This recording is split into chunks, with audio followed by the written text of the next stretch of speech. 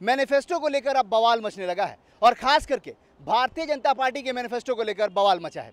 चुनाव आयोग के बाहर हम खड़े हैं और तमाम साधु संत यहाँ पे हैं और अपनी आपत्ति जता रहे हैं। हम सीधे इनसे बात करेंगे और जानेंगे कि आखिर इनकी आपत्ति क्या है, क्यों आखिर विरोध है भाजपा के मैनिफेस्टो से। सबसे पहले चक्रपाणी महाराज आपसे हम जानना चाहेंगे कि आखिर किस बात की विरोध।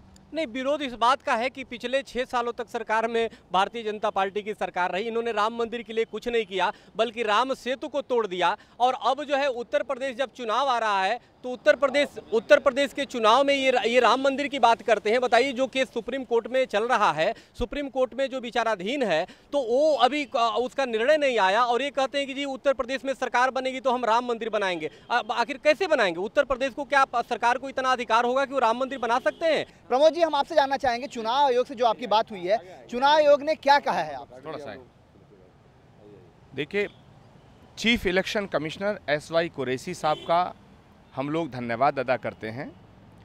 भारत साधु समाज, अखिल भारतीय संत समिति, संत महासभा और हिंदू महासभा के सभी संत मिलकर के चीफ इलेक्शन कमिश्नर से मिले थे और हमने कहा कि भारतीय जनता पार्टी ने अपने घोषणा पत्र में श्री राम मंदिर बनाने की बात कही है।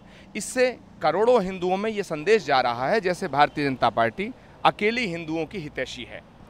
इलेक्शन कमीशन ने हमसे कहा कि हमारी जो शिकायत है वो जायज़ है और धर्म के नाम पर वोट मांगने का अधिकार किसी को नहीं है।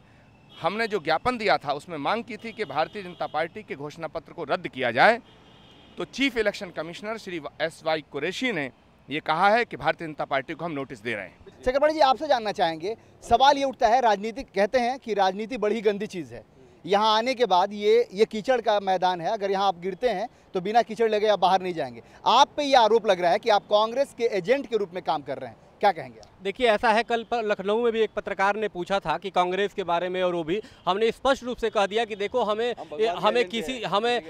हमारी जो संत महासभा का एजेंडा है वो अलग ही है और हमारी तो जहां तक राजनीतिक रूप से देखा जाए तो मैं किसी से हम लोग प्रसन्न नहीं है। अगर जो आवश्यकता पड़े तो भारतीय जनता पार्टी को बंगाल की खाड़ी में डुबो दूं और कांग्रेस को नील नदी में डुबो दूं। तो सवाल है कि ये सब कोई दूध के धुले नहीं है। लेकिन इसमें राम जन्मभूमि का मुद्दा कांग्रेस ने नहीं उठाया। राम जन्मभूमि का मुद्दा जो है भारतीय जनता पार्टी ने उठाया है। आप समझ सकते हैं इस तरह की बयान, इस तरह की आक्रोश। कहते हैं कि हमें अपने ने लूटा, गैरों में कहां दम था, हमारी किस्ती थी डूबी जहां पानी कम था। मतलब ये साफ है कि बीजेपी के लिए ये वो बात साबित हो रही है कि उनको अपने लोगों से ही अब खतरा महसूस होने लगा है।